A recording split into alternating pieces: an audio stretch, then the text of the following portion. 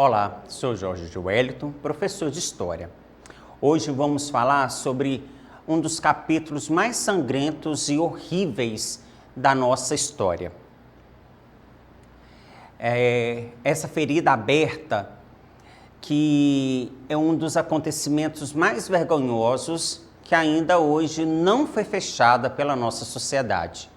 Essa ferida sangra toda vez que um ser humano comete crime de racismo, preconceito, violência física e psicológica. O Holocausto é o nome que se dá para o genocídio cometido pelos nazistas ao longo da Segunda Guerra Mundial e que vitimou aproximadamente 6 milhões de pessoas entre judeus, ciganos, homossexuais, testemunhas de Jeová, deficientes físicos e mentais, opositores políticos e etc. O grupo mais vitimado do Holocausto foi o dos judeus. O Holocausto foi o resultado final de um processo de construção do ódio de uma nação contra um grupo específico que vivia na Europa.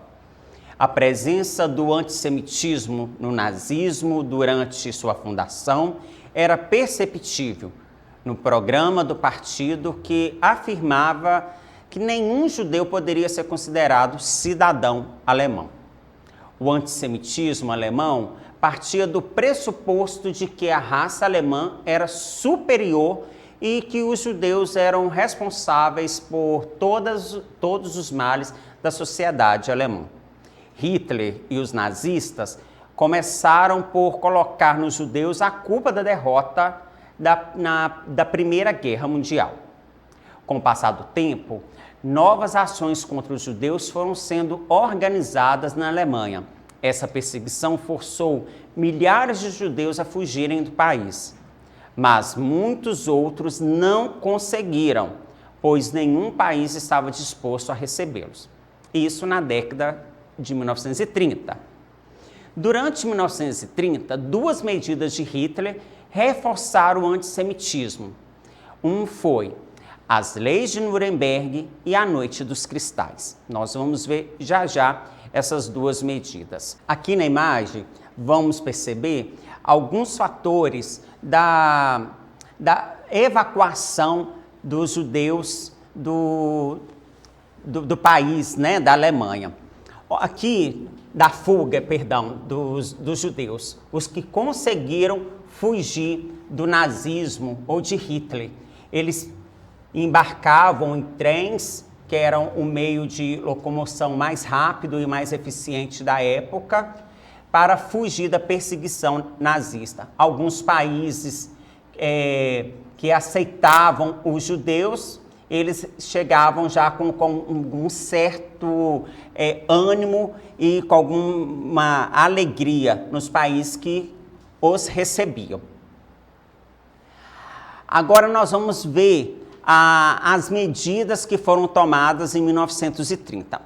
Uma delas foi a Lei de Nuremberg. E dentro da Lei de Nuremberg nós temos algumas medidas. Uma delas foi aprovada em 1935, uma das leis foi aprovada em 1935, que legislava sobre a miscigenação, a bandeira e a cidadania alemã. As duas leis que se relacionavam diretamente com o antissemitismo na Alemanha eram a Lei de Proteção do Sangue e da Honra Alemã e a Lei da Cidadania do Reich. A primeira lei tratava a respeito da miscigenação, proibindo que judeus e não judeus casassem-se. Não poderiam ter empregadas domésticas com idade inferior a 45 anos, nem portar as cores do Reich, que seria a nova bandeira da Alemanha, ou a bandeira do Partido Nazista, que são as cores preto, vermelho e branco. A segunda tratava basicamente da cidadania, que definia quem era cidadão e quem não era cidadão do Estado.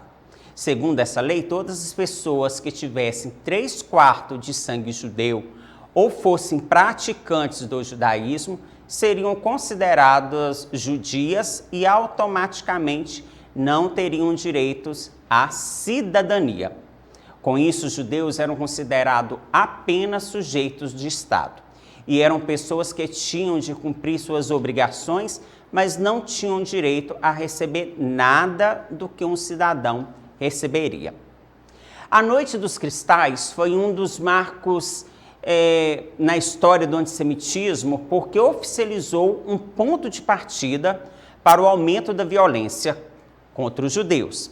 O ataque aconteceu em represália ao assassinato de um diplomata alemão por um estudante judeu que queria vingar a expulsão de seus pais da Alemanha. Os ataques da Noite de Cristal iniciaram-se na noite do dia 9 de novembro de 1930 e estenderam-se até a metade do dia seguinte.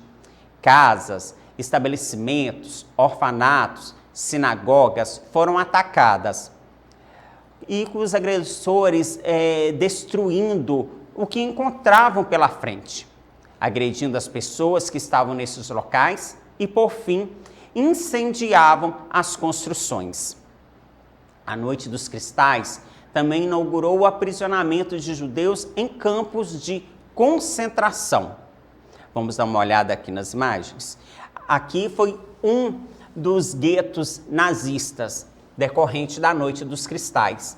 Então, de um dia para a noite, os nazistas cercavam quarteirões ou até mesmo bairros de judeus e separavam homens, mulheres, crianças, pessoas aptas ao trabalho e eles só poderiam sair desses guetos com autorização e para sair eles eram identificados no peito ou no ombro com a estrela de Davi amarelo, identificando que eles eram judeus. Então só poderia entrar e sair desses guetos com a autorização e eram cercados com muro e com arame farpados pelos seguranças do Terceiro Reich. Quando a guerra começou, os judeus no leste da Europa começaram a ser agrupados em guetos, como vimos, um local específico da cidade que era cercado pelas tropas nazistas e separado especificamente para o abrigo de judeus. Os guetos agrupavam-nos para que mais tarde fossem enviados para os campos de concentração. Os campos de concentração, como está vendo na imagem. Esses campos de concentração concentravam as pessoas para trabalho e também para o extermínio. A atuação desses grupos de extermínio era simples: promover a limpeza sistemática de judeus dessas áreas por meio de fuzilamentos até que toda a população judia estivesse morta. Uma outra solução mais rápida e mais barata encontrada pelos nazistas foi a de promover a execução de judeus em câmaras de gás, que foram sendo instaladas nos campos de concentração. Nestes campos, os judeus, além de executados, também tinham sua mão de obra explorada ao máximo. Em Auschwitz, que é o campo de concentração mais falado ou mais famoso, foi morto aproximadamente 1.200.000 judeus ou pessoas, porque tinham também ciganos, homossexuais, pessoas de outras etnias, que não eram aptas ao trabalho e tampouco pertenciam aos arianos, né? Dentre os horrores cometidos nos campos de concentração, destacaram-se a jornada de trabalho extenuante, os maus tratos diários e as péssimas condições de higiene. Os prisioneiros ficavam em alojamentos abarrotados de pessoas e eram mal alimentados. Execuções sumárias sem motivação aparente aconteciam como forma de tortura psicológica. Os prisioneiros recebiam roupas insuficientes para o inverno. Eles eram obrigados a suportar a enorme quantidade de percevejos e pulgas, e quando adoeciam, o tratamento oferecido era insuficiente. Há também registro de testes realizados em cobaias humanas. Na imagem, nós vamos ver a câmara de gás.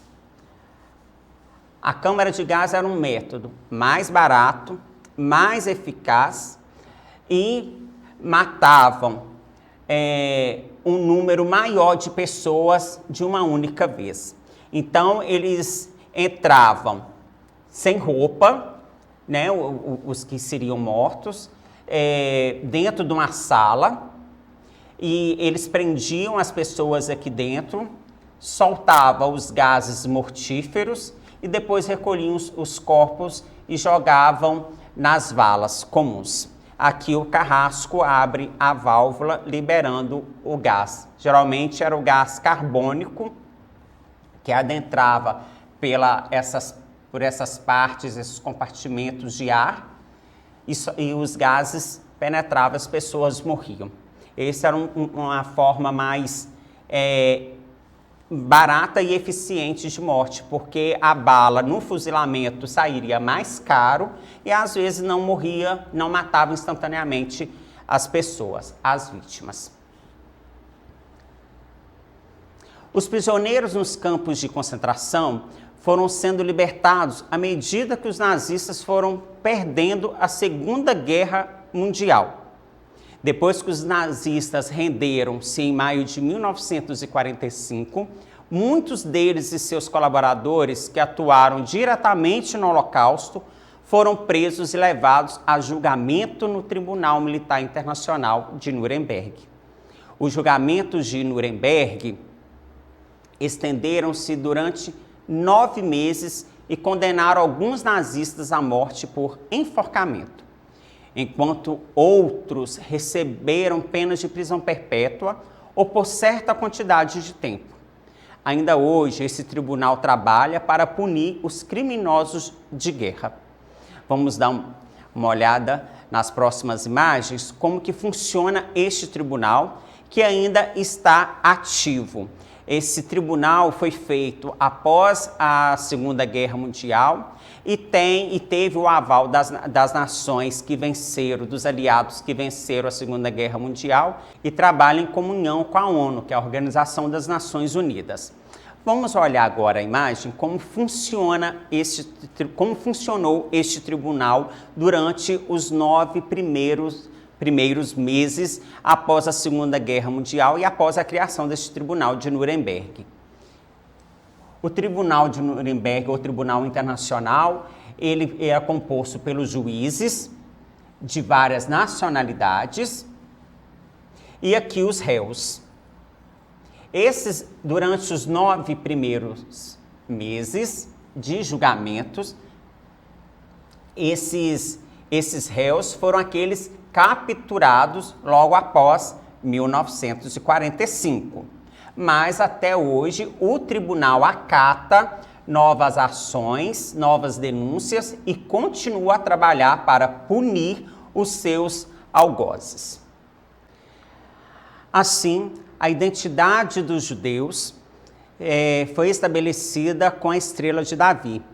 Essa identidade ou essa marca que os nazistas caracterizaram este grupo com a estrela de Davi amarelo, hoje pertence ao símbolo nacional do Estado de Israel, que é a estrela de Davi em azul, simbolizando a liberdade, a paz deste povo tão sofrido e tão perseguido durante toda a sua história. E para acessar a nossa plataforma SMED-GV, basta apontar a câmera do seu celular para a imagem do QR Code que aparece aqui no canto da tela.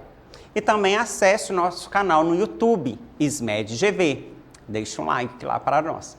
Uma ótima aula a todos e até a próxima.